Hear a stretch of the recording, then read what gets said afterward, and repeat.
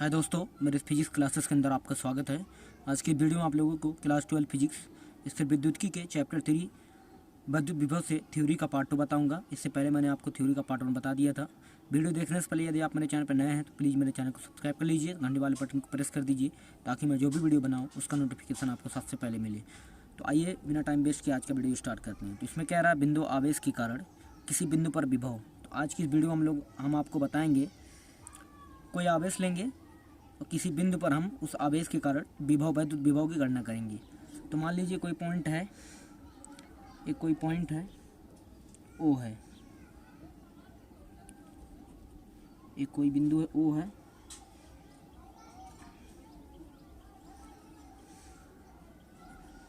इससे आर दूरी पर एक बिंदु ए है, इससे आर दूरी पर एक बिंदु ए है। इस पर हमें विद्युत विभव की गणना करनी है।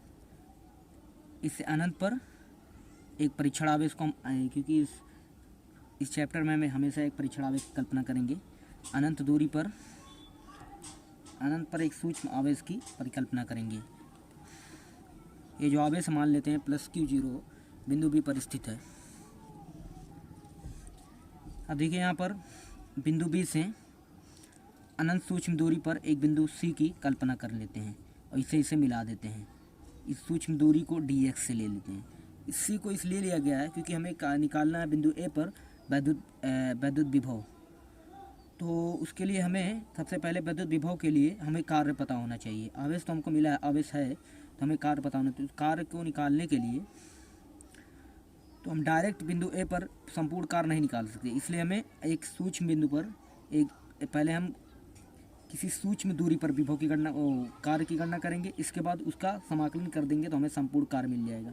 इससे हम विद्युत विभव की गणना कर लेंगे। अब देखिए बिंदु ओ जो है, यहाँ से बिंदु बी की दूरी जो हम मान लेते हैं यहाँ तक की, ये पूरी डिस्टेंस को कैपिटल स्मॉल एक्स या कैपिटल एक्स कह लीजिए मान लेते हैं। अब देखिए आगे देखते हैं। अब देखिए यहाँ पर एक +q आवेश है, एक +q0 आवेश है। तो ये दोनों एक ही जाति के आवेश हैं, एक ही जाति के, मतलब AB+, दोनों की प्रकृति समान है तो दोनों में प्रतिकर्षण होगा, तो जो बल लगेगा इस डायरेक्शन में लगेगा F। अब देखिए यहाँ पर आगे +q आवेश के कारण +q आवेश के कारण परीक्षण आवेश, एक q0 जो है परीक्षण आवेश है क्योंकि इनफाइनाइट पर रखा हुआ है, यहाँ इनफाइनाइट बना सकते हैं आप। +q आवेश के कारण परीक्षण आवेश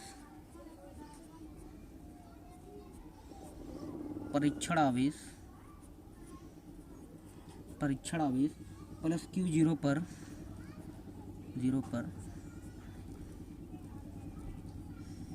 आरोपित है, q0 पर आरोपित बल। तो यहाँ पर देखिए दो बल हैं, यहाँ पर कूलाम का नियम लगेगा।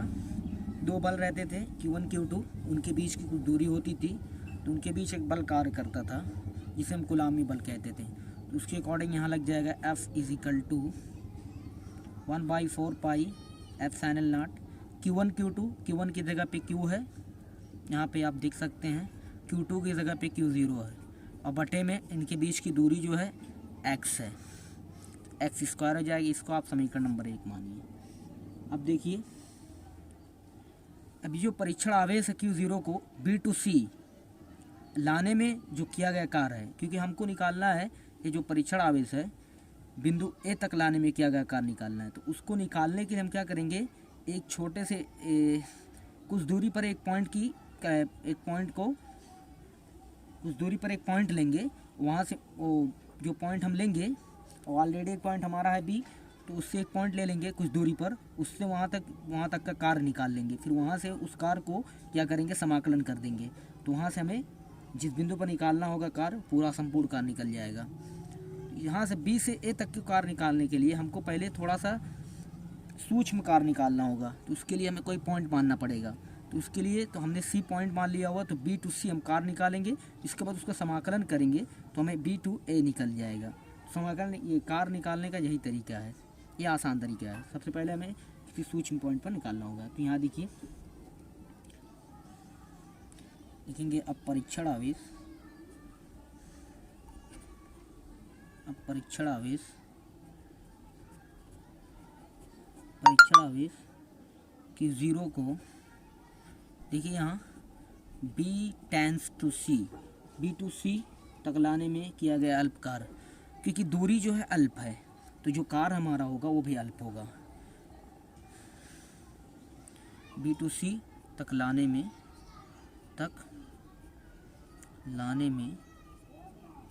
किया गया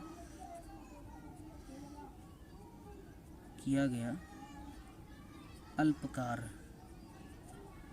कार्य जो होगा, क्योंकि हमारी डिस्टेंस जो है B टू C जो दूरी है हमने इस बहुत सिंपल डिस्टेंस लिया हुआ, स्मॉल डिस्टेंस लिया हुआ है dx, तो जो हमारा कार्य होगा dw होगा। तो कार्य बराबर क्या होता है, बल गुणे विस्थापन। बल हमारा क्या है, F है, डॉट बीच की दूरी क्या है, s, ds तो है नहीं, यहाँ पर dx है, तो dx। अब देखिए यहाँ पर ये डॉट प्रोडक्ट बन रहा है, तो d इक्वल, अब इनके बीच का एंगल जो होगा, अब देखिए यहाँ पर ये बल लग रहा है यहाँ इस डायरेक्शन में, और ये जो डायरेक्शन है, ये आवेश की जो डायरेक्शन है इस तरीके से है, ये दोनों अपोजिट डायरेक्शन में है, तो एंगल जो बन जाएगा 180 डिग्री बनेगा। तो हो जाएगा एफ डी एक्स कॉस 180 डिग्री, डी डब्ल्यू इज इक्वल टू हो जाएगा माइनस एफ डी एक्स। इसको समीकरण 2 बना दीजिए। आइए आगे देखते हैं। अब देखिए हमें अल्पकार मिल गया, अब हमें क्या करना है, अल्पकार तो हमको मिल गया, अब इसी को समाकलन कर देंगे। लिखेंगे अतः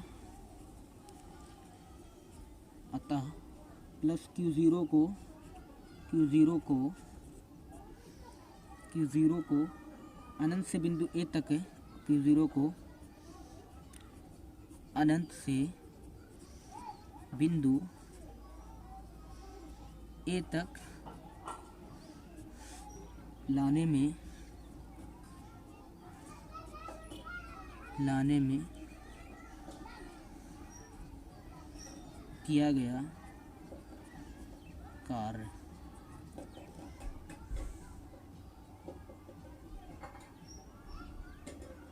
अब देखिए यहाँ पर कुल कार्य होगा W is equal to, limit लगेगी यहाँ पर, लिमिट कहाँ से कहाँ लगेगी, इनफाइनाइट टू स्मॉल r लगेगी dw।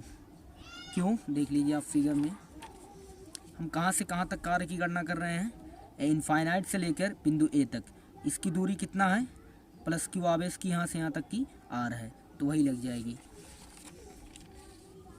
अब आगे आप कर सकते हैं, W इज इक्वल टू समीकरण 1 आप देख सकते हैं, समीकरण 1 जो आया हुआ है,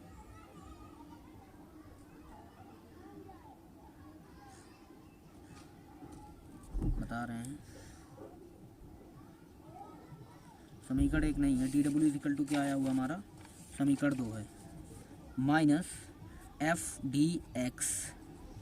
अब यहाँ समीकरण 1 से मान रखेंगे हम, w is equal to minus बाहर ले लीजिए आप, infinite to r 1/4 pi epsilon not q into q 0 बटे एक्स स्क्वायर डी एक्स। अब देखिए यहाँ पर इंटीग्रेशन करना है, तो देखिए यहाँ पर उन्हीं पार्ट्स का इंटीग्रेशन होगा जिनमें केवल x होगा, बाकी उन सभी का उन पार्ट्स का इंटीग्रेशन नहीं होगा, वो सब एज अ कांस्टेंट बाहर ले लिए जाएंगे, उनका इंटीग्रेशन नहीं होगा जिनमें x नहीं होगा, तो इनको बाहर लेंगे हम, तो w इज इक्वल टू हो जाएगा 1/4 pi epsilon not, minus already था q into q 0 infinite to r 1/x square d x. w is equal to 1/4 pi epsilon not minus already लगा दीजिए q into q 0 infinite to r, इसको कर सकते हैं x पर power -2 dx। अब देखिए यहाँ पर इंटीग्रेशन का एक सूत्र होता है, x पर पावर n dx है, अगर जो इस रूप में, इस फॉर्मेट में अगर जो हमारा क्वेश्चन है, तो उसका जो इंटीग्रेशन होगा x पर पावर n+1, पावर में एक जुड़ेगा और नीचे पावर उतर जाती है, ये इसका इंटीग्रेशन होगा। इस तरीके का अगर इस रूप में अगर हमारा कोई क्वेश्चन दिया हुआ उसका इंटीग्रेशन करना है, तो वो पावर जो है पावर में एक जुड़ेगा और वो पावर उतर जाएगी, उसी तरीके से इसको सॉल्व करना है। अब देखिए W is equal to -1/4 epsilon not Q into q zero integration x पर पावर -2। आइए आगे देखते हैं क्या क्या बचा हुआ था। W is equal to -1/4 epsilon not Q into q zero. अब देखिए यहाँ पर x पर पावर भी बताएं हम, x पर पावर -2 +1 बटे -2 +1, लिमिट लगा दीजिए, ये हो गया। और W is equal to -Q into q zero बटे 4 एप्सिलॉन नॉट। अब यहाँ देखिए x पर पावर -1 बटे -1 infinite to r। W is equal to a -1 a minus cut जाएगा, Q इंटू क्यू ज़ीरो बटे 4 एप्सिलॉन नॉट। और x पर पावर -1 को 1/x लिख सकते हैं आप r। अब लिमिट पुट कर दीजिए आप। तो लिमिट पुट करने का तरीका ये है, अपर लिमिट माइनस लोअर लिमिट। तो W इज इक्वल टू हो जाएगा Q इंटू क्यू ज़ीरो बटे 4 एप्सिलॉन नॉट 1/r माइनस 1/इनफाइनाइट। तरीका होता upper limit minus lower limit. अब देखिए W is equal to 1/4 epsilon not Q into q zero बटे r। देखिए यहाँ पर 1/इनफाइनाइट की जो वैल्यू होती है वो 0 होती है। अब ये देखिए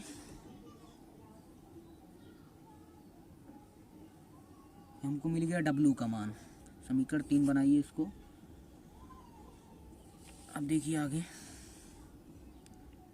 +Q आवेश के कारण बिंदु ए पर विभव, +Q हमारे को यही तो निकालना था, +Q आवेश के